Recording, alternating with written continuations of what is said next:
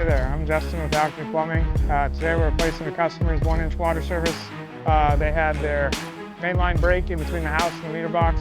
So today we're bringing in a new 1-inch Worsbo line that's going to connect directly into the house. We're going to bring that in, connect it to the meter box. It's on the back of the vest and I'm putting hexes so I block the blessings of the one that's living so they show the...